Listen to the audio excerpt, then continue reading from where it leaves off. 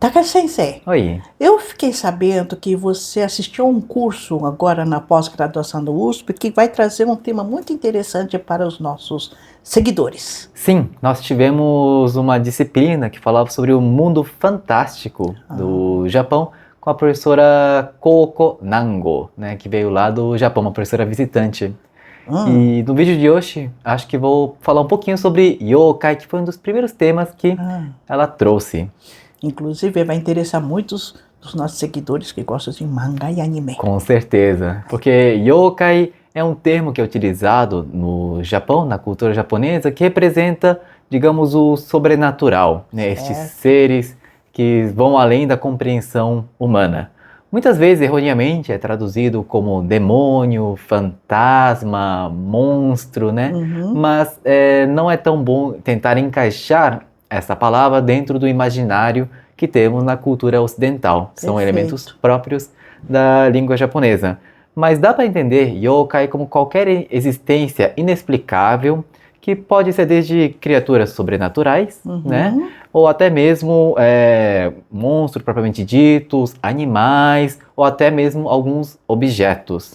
Você pode dar alguns exemplos? Claro, no vídeo recente, a senhora falou um pouco sobre o Oni, né? Que é este ser que também pode ser considerado um yokai, um humanoide, né? Com chifres, né? Presas, geralmente grandes, musculosos, que tem um porrete na mão, né? Um ser que parece, né? Muito assustador, mas que elas também têm as suas versões, né? Que são boazinhas, né? Que são amigos dos humanos, mais brincalhões, e muitas vezes utilizado também dentro da cultura pop também. O Oni aparece, por exemplo, no anime que chama Kimetsu no Yaiba, né, que traduziram, né, como Demon Slayer, né, trazendo esse conceito, né, de Demon, mas este Ki de Kimetsu, né, que vem um ideograma de Oni.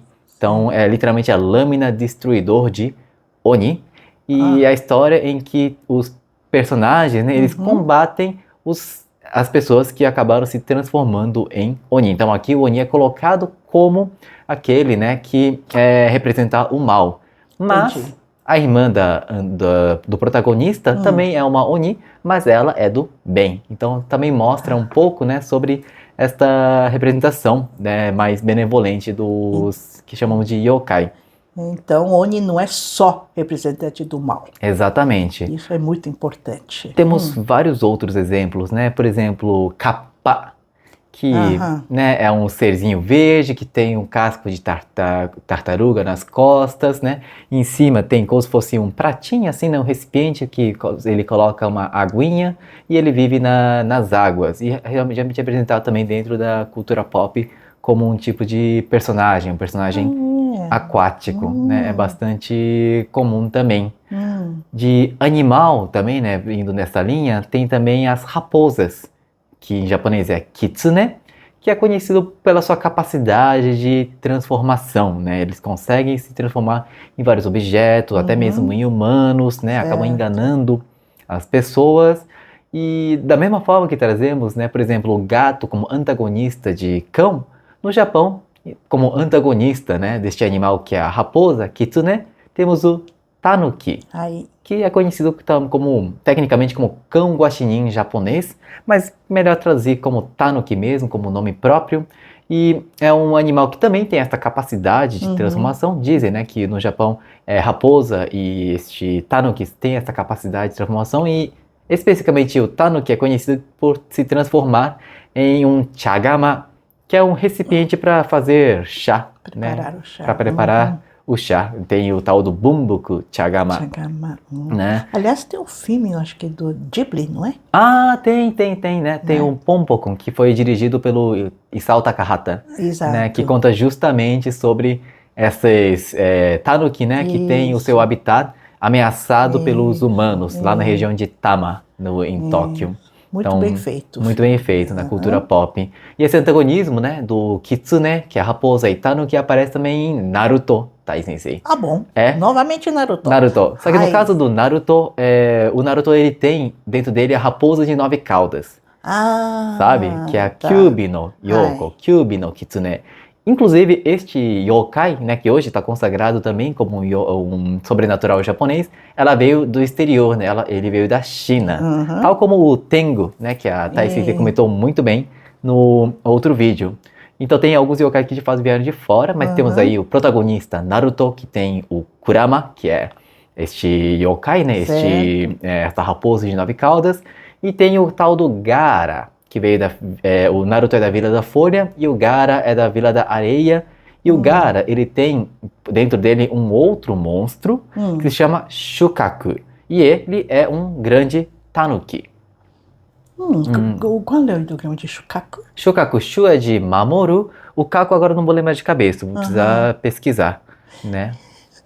A raposa e o tanuki não tem uma oposição de caráter? Caráter? Em qual sentido? Na minha cabeça, não sei se é imaginário meu de história de criança que eu vi, que a tanuki não, a raposa, ela é mais astuta. Sim, de fato. E o tanuki, ele é mais bobalhão. Então, é verdade. Essa esperteza e essa, eu não digo bobalhão, mas essa inocência, talvez. Existe ou não existe? Não, com certeza. Dentro do Naruto especificamente não é bem retratado essa diferença de característica. Entendi. Mas, por exemplo, neste filme do Isao Takahata, com certeza é mostrado, né, este aspecto mais brincalhão dos tanuki. Né? Então é um antagonismo que é interessante. E aqui acabei mostrando, né, que exemplos que talvez beiram um pouco, né, essa monstruosidade, mas para trazer um pouco de exemplo mais próximo, né, mais recente, na verdade, de um yokai que é benevolente, tem o tal do Amabie, que ficou muito conhecido justamente por conta da pandemia do coronavírus. Acho que eu vi. Já ouvi falar? Eu já ouvi falar, só que eu não lembro agora. Amabie é um yokai também. Lembrei. Lembrou? Que ela parece uma sereia, assim, ou até um tritão, só que ela tem um bico de pássaro, né? A boca parece um bico de pássaro e tem a sua extremidade inferior dividida em 3 partes e aparece no mar. E diz que ela, né, consegue prever, né, a vinda de uma epidemia e ao reproduzir a sua imagem por aí, ela conseguiria conter, né, conseguiria prevenir o progresso do desastre que viria a acontecer. Então, na pandemia, esta figura, né, ficou muito conhecida, famosa, é verdade. por mais que seja um yokai. E uma discussão que tem dentro da academia também é essa diferenciação de o que diferencia um yokai de um kami, que kami também representa este sobrenatural japonês. Está muito próximo. Está muito próximo. E talvez a noção mais intuitiva que os japoneses tenham é de que kami é benevolente, então tenha essas características positivas, enquanto os yokai têm mais essas conotações negativas. Mas, assim, tem essa zona muito cinzenta, como este Amabie, que mostrei agora há pouco. Eu vou colocar aqui nas minhas anotações, mas tem acadêmicos, né, que como Komatsu Kazuhiko, que eu anotei aqui, que define os yokai como os espíritos divinos que não estão sendo venerados. Então, coloca os yokai dentro deste campo da espiritualidade, mas que já não tem mais essa admiração, né, essa veneração por parte dos humanos. Enquanto o Kunio Yanagita, ou Yanagita Kunio, que a Thais Sisi também conhece muito bem, né, um grande etnólogo japonês, folclorista, né, define como a forma de deuses que perderam a fé e caíram em decadência.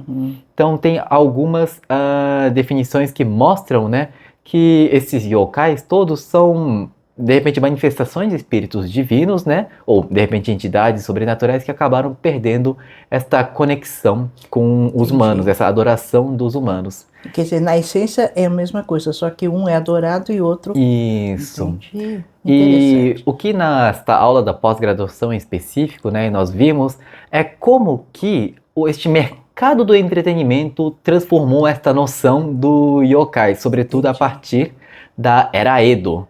Que até a Era Edo, na hora de produzir documentos, era feita uma transcrição à mão. Né? Então as pessoas pegavam e basicamente escreviam. Só que lá na Era Edo, no Japão, se desenvolveu uma técnica chamada Hanpon, que consistia, exatamente, a prensa, né, utilizando moldes de madeira.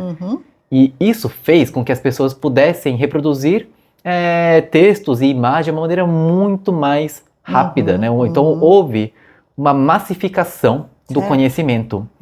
E se houve uma massificação do conhecimento, existe um mercado, e isso fez com que também as pessoas, né, houvesse um interesse para que a população aprendesse a ler, para que pudesse consumir esse entretenimento, absorver e, por sua vez, espalhar e popularizar o conhecimento. Entendi. E, por um lado, né, criou-se uma convenção do que se trata os yokai. Então, hoje, quando falo kappa, as pessoas imaginam este ser verde, com casco nas costas, que vive na água, mas também isso fez com que perdesse, né, do outro lado, as outras noções de kappa que existiam no Japão inteiro. Porque tem definições que, eu estou me lembrando da aula, né, que kappa se representava aquelas entidades que viviam até em poças de água e podiam existir até 1000 unidades, então, ou seja, não tem nada a ver com este imaginário, mas com o surgimento de juntar imagem com dados, graças a essa técnica que surgiu na era Edo, contribuiu para essa planificação, né? Essa massificação desta noção. De um lado, mas também acaba petrificando, né? Isso, exatamente. Numa imagem, petrificando uma imagem. Você sabe que você pegou numa coisa, não sei se eu estou interferindo, Imagina, mas enfim, vamos lá. Que os ocidentais, tem muitos ocidentais que falam da não precisão da língua japonesa. Né? E uma das coisas que eu sempre digo que é difícil de traduzir são as onomatopeias. Claro. Né? E o japonês, ele preza essa sugestão que se dá ao leitor. Claro. Então, a onomatopeia, ele pode remeter à raiva ou à fome, dependendo de como você interpreta. E na tradução você acaba petrificando, porque você é obrigada a traduzir. Definir, exatamente. Né? E aí fica uma literatura que não é exatamente o que o original diz. Claro, acaba se tornando uma abordagem diferente, né? Muito mais... Pode ser, não sei, né? Não diria científico, mas uma coisa que... Por isso que é difícil fazer uma tradução. Bom, enfim, desculpa, eu estou trazendo alguma... Quando estava falando dessa coisa da figuração, da figurativização, que acaba, não é, petrificando, passando uma imagem... condiciona, né? Com certeza, com certeza. Então acaba perdendo essa diversidade que existia e acaba criando, digamos, uma única verdade, né, de uma única versão que vai ser perpassado nas gerações seguintes, né? E é interessante, porque yokai não é Deus, mas também não é demônio. Não é. E foi passado, é difícil explicar isso para um estrangeiro. Tem razão, né? Mas aí que acho que tá a graça, né, de aprendermos. E corta, né, para a atualidade, que, como comentei em alguns exemplos, tem vários elementos da cultura pop que vão, né, ressignificando também estes elementos do yokai. E é muito curioso pensar que, beleza, hoje a gente vê com naturalidade a existência desses seres dentro do mercado do entretenimento, né? A Raposa de 9 Caudas, né? O Kappa e o Zonin mudando de forma e o imaginário das pessoas, mas não é uma coisa nova dentro da cultura japonesa. Desde a era Edo, lá atrás, as pessoas estavam criando jogos de tabuleiro, trazendo estes seres que, em teoria, estavam nesse campo do sobrenatural e puxou, né, para este lado mais popular, criando essas novas redefinições. Então, tem uma outra colinha que anotei aqui, né, que nesta era moderna, contemporânea, os yokais continuam a ser redefinidos, né, como parte deste entretenimento. E aqui tem um autor que eu anotei, que é o Kyogoku Natsuhiko. Ele afirma que a palavra yokai, ela está suspensa entre o jargão técnico e a linguagem popular. Então, mostrando que o conceito, né, a definição do yokai acaba oscilando, sabe? Esses termos técnicos, os termos populares, o que dificulta ainda mais. Então, tem essa tentativa da academia de querer definir o que é este tal do yokai, só que acaba sendo influenciado justamente com este jogo, né, do entretenimento, né, dessa popularização destes conceitos. Então, bem, é um vídeo um pouco diferente, né? Talvez, não sei, tenha ido para um campo muito técnico, mas eu acho que queria aproveitar o que tenho aproveitado, né? Aproveitar o que tenho aprendido, na verdade, nessas aulas de pós-graduação. E se você gostou desse tipo de conteúdo, comentem aí, que eu trago com o meu maior prazer, porque até serve para eu revisar os meus conteúdos, né, que vou aprendendo no meu mestrado aqui na USP. Nada como verbalizar para fixar. É verdade. E é isso que você está fazendo. Mas é muito interessante. Mas nós, por outro lado, trabalhamos muito com a língua. Ah, é verdade, Thay O que Sensei. você tem a dizer sobre o ensino da língua japonesa? Perfeito, então vamos lá, partindo para o nosso jabá semanal. Nós temos um curso chamado Japonês Essencial, que é a nossa maior aposta do ensino de língua japonesa para falantes de língua portuguesa, sobretudo, né, nosso público-alvo são os brasileiros, já que nós falamos o português brasileiro. Certo. É um curso que ensinamos a escrita, a leitura, a fala e também a compreensão auditiva, desde o nível 0 até o nível, digamos, do N5, N4 mais ou menos, né, que é o nível da proficiência dada pela Prova de Proficiência de Língua Japonesa, o JLPT. As matrículas, seja o nível básico da proficiência. Nível básico, basicamente. Então, é isso. As matrículas podem estar abertas ou não, depende de quando você estiver assistindo este vídeo. Mas de todas as formas, deixaremos todas as informações no link aqui da descrição. E caso você tenha gostado desse vídeo, poxa, deixe um like. Caso você tenha sido meu colega aí na pós-graduação e tenha visto, Takai, você falou uma coisa errada, né? Ou quero complementar com outras questões, sintam-se super à vontade para colocar aqui nos comentários. E quero saber mais se vocês querem que eu traga assuntos talvez um pouco mais técnicos, né? A gente sempre está querendo trazer novidades, né? Sobre aspectos relativos à cultura e também à língua japonesa. Perfeito. Muito obrigada por essa sua explanação. Opa, imagina, estamos aí. Então, hoje ficamos por aqui. Ficamos por aqui, nos vemos na semana que vem. Muito obrigado e sayonara!